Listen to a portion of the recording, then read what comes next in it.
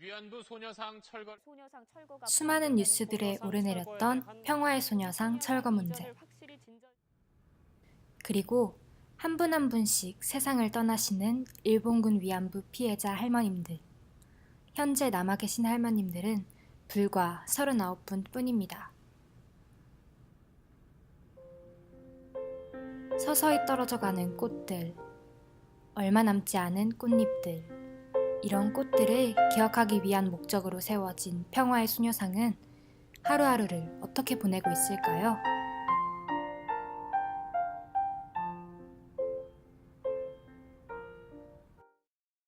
시간 부족 국가답게 빠르게 돌아가는 우리나라.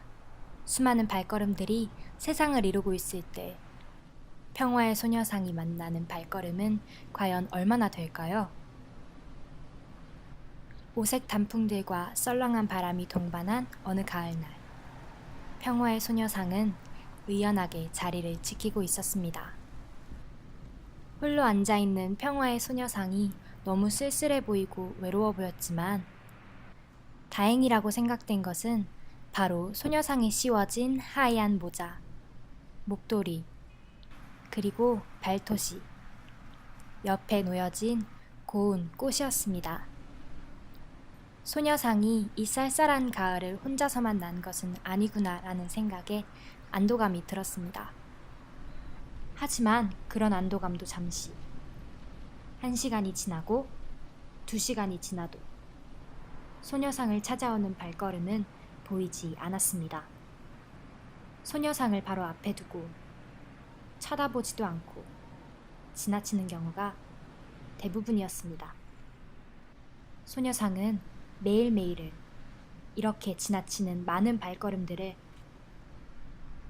이 두 눈으로 봐온 것일까요? 왜인지 이 두 눈에는 꺾여버린 모든 꽃들의 눈물이 담겨 있는 것 같습니다.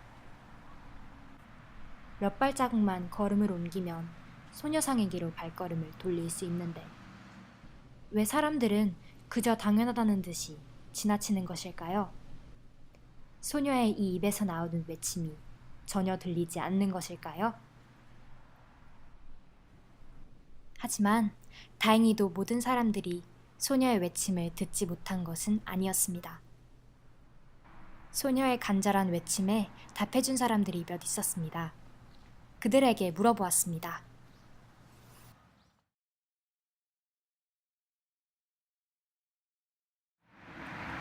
제가 여기 처음 와봤는데 여기 왔을 때 이제 소녀의 눈빛을 보고 되게 뭔가 저희한테 할 말이 많은 것 같았어요. 근데 이제 그 눈빛을 보고 이제 그 소녀가 많은 아픔을 겪었는데 그 아픔을 저희 지금 현재 사람들이 그 아픔을 잊지 않고 일본이 저지른 일들이 여기 현재 와서 이렇게 반복되지 않게 기억해 달라는 말을 하고 싶은 것 같습니다.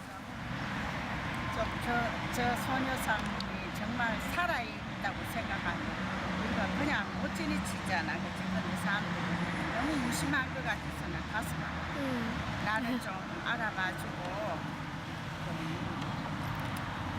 오래오래 기억되고 우리가 정신 차려가 살아라는 하는 것 같아.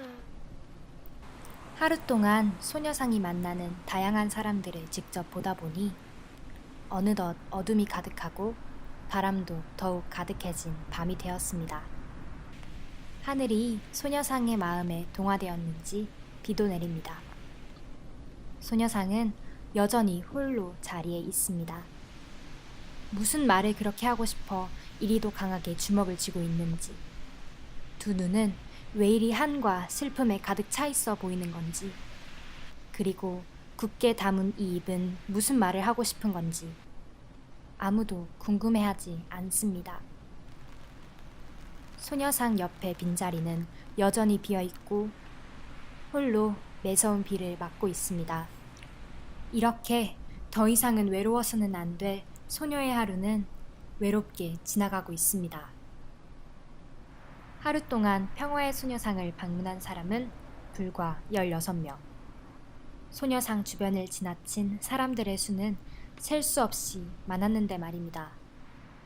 여기서 저는 16명이라도 소녀상을 방문했다는 것에 대해 다행으로 여겨야 하는 것일까요?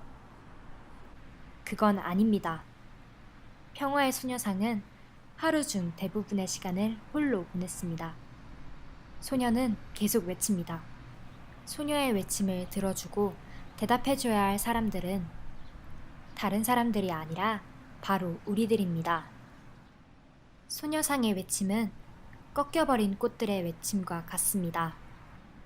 우리가 그 꽃들의 외침에 답해준다 해서 이미 꺾여버린 꽃들을 소생시킬 수는 없겠지만 이 꽃들이 앞으로는 가벼운 마음으로 살아갈 수 있는 세상을 만들 수는 있습니다.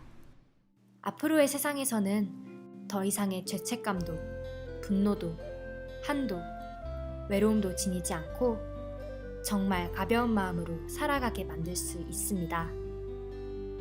소녀의 외침에 답한다는 것은 꺾여버린 꽃들을 이 세상에서 다시 함초롬 피어나게 해주는 것입니다.